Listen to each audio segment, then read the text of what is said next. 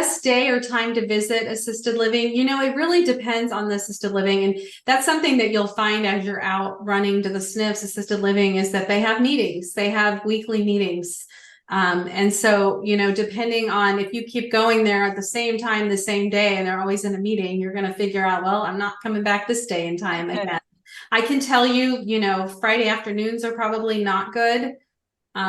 Even in assisted living, anytime like after 3 o'clock, I have a hard time rounding anybody up after 3 o'clock in assisted living. I don't know why that is. In SNFs, I usually can find somebody, but in assisted living, I don't know where they go. That's been my experience. I don't know, Lisa, or if anybody else has had that experience, but any mornings seem to be better for the marketing for assisted livings for me. Yeah, I agree with that. I have had, a couple of times more in the afternoon, but I mean, I think there's like usually a change by like 3:30. I think someone else is coming on or someone's leaving So, or yeah. something like that. But definitely find out when their IDG or their all hands on deck meetings are, and they have different meetings, find out those times. Don't go during lunch because, Yeah. you know, uh, they probably worked hard all day and want their lunch. Find out what time that is. But yeah, make sure you know when those meetings are so you're not showing up at the wrong time every time. And Yeah. ask that question. Don't be afraid to ask, when are your, because you're going to need to know that anyways. I want to get to that IDG meeting or that Yeah. all hands on deck so I can talk to them at some point with everyone in the same room. So get that Mhm. information from, whoever you can. Yeah. Okay, who should I spend more time in connecting with? Administrator, social worker, DON, if I don't know who actually refers out. So if you're in assisted living, usually the person who refers out is the director of nursing. That person is working, they're doing the meds, they're organizing all of the hands-on care in assisted living. So the director of nursing would be the main contact in assisted living. If you're talking about a skilled nursing facility, SNF, rehab, nursing home, that would be the social workers. They're the ones that are going to be, but that's not to say that other people can't also refer to you. They certainly can, but I would say those are the primary people. The administrator, I didn't usually start with the administrator. They're usually behind closed doors. I mean, I guess it depends on the kind of administrator there is. The executive directors in assisted living seem to be pretty open, more so than I would say an administrator in a SNF. That's been my experience. Assisted living in general tends to be more open and receptive and easier to get into than a skilled nursing facility or rehab. And when to stop or break up with an assisted living from not getting referrals. I don't know that I've ever really broken up with one. I might move them in my rotation. It might be every other month. It might be every quarter. And I've just kind of decided after just hitting it hard and going, and just nothing's happening. They're not offering anything. I've asked to come to their meetings. And it's just, I just don't feel like I'm getting anywhere. But you don't ever want to completely give up, because one change in director of nursing, like that person leaves and the whole building is open again. That's how I look at it. Now, if you had a great relationship with that director of nursing and she was referring all the time and now she leaves, you're going to start all over again. So it can work both ways. But when I don't have a good relationship, or sometimes, I go in, the director of nursing is like, we don't need it. We're good. And she's just not listening.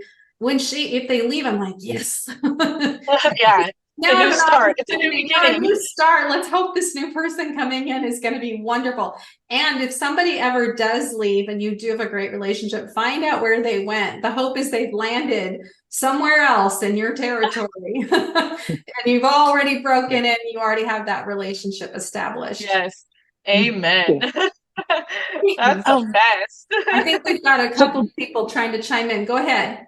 do you Um, would talk you to them? recommend speaking to the DON at a SNF, like a typical nursing home facility?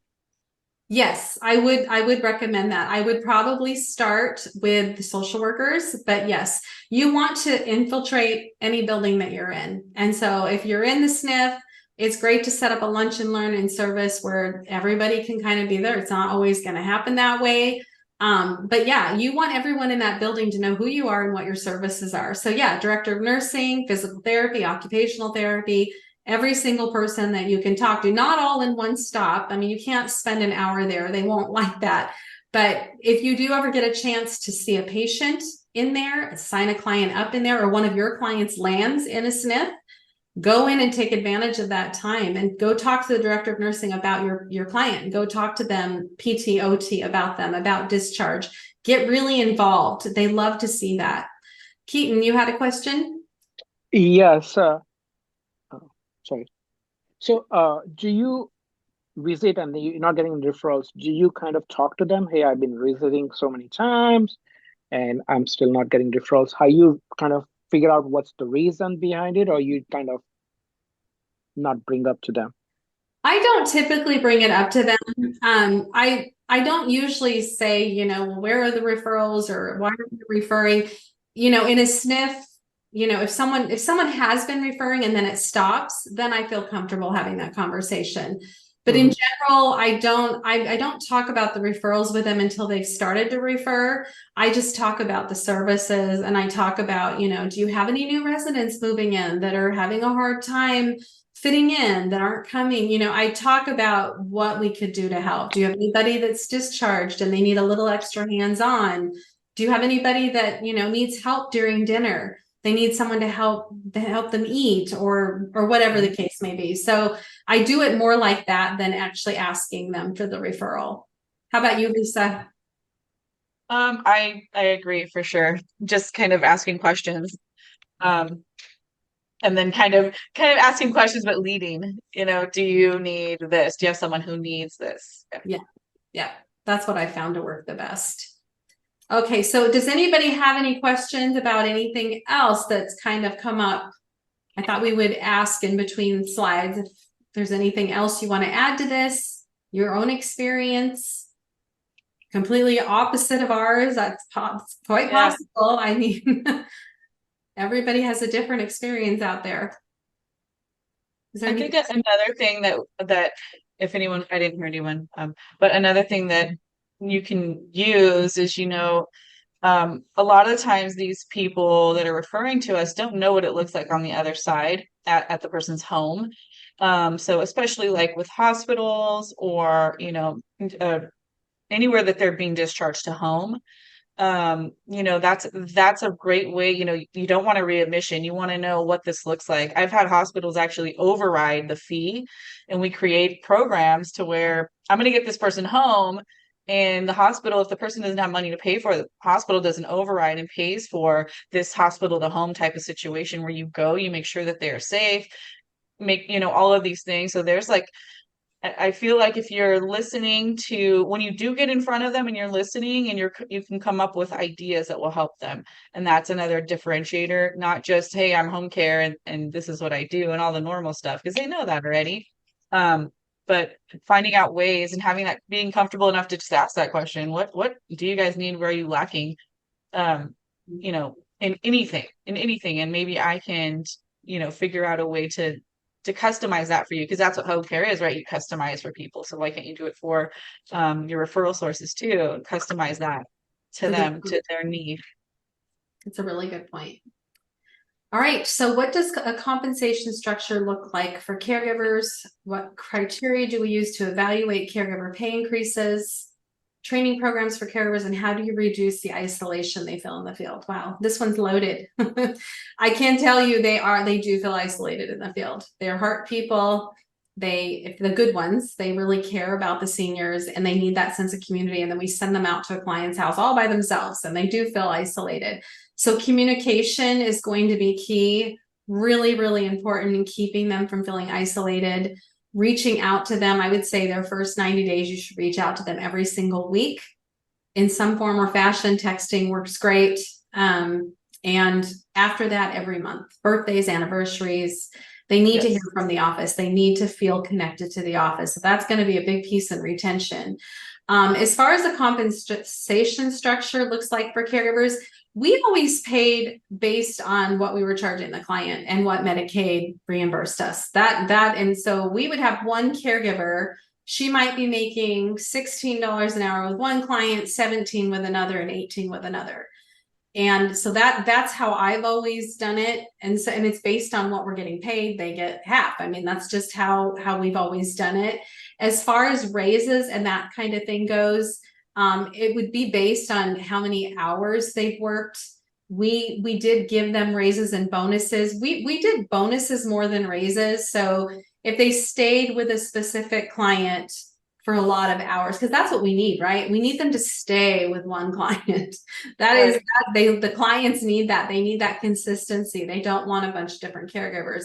So if a caregiver stayed with a client, I don't remember how many hours, I think it was 100 or something, you know, 120. they would get a bonus if they stayed with them. If their client died or something like that happened, then of course they're not responsible for that. But then we would put them on another client. We would just continue adding those hours as if it was the same person.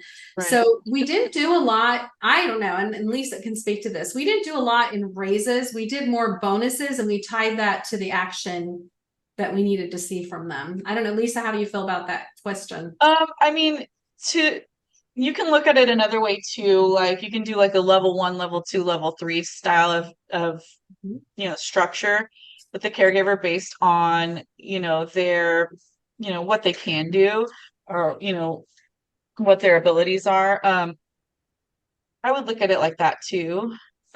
Just depending, I guess, on how you want to build that. And then you would have your senior caregivers or your lead caregivers that would, be available too. So you could definitely tier that to where they have something to look forward to, or something to, it makes them feel like they are growing in their career in the industry, right? Giving them something to strive for, definitely. But we would give a lot of bonuses, just kind of almost like bribing them to go to work sometimes. But Yeah. I mean, it works, and they need, sometimes they just need a little extra for gas or whatever. And those are things that you have to look at too. Yeah. Okay. And the training programs.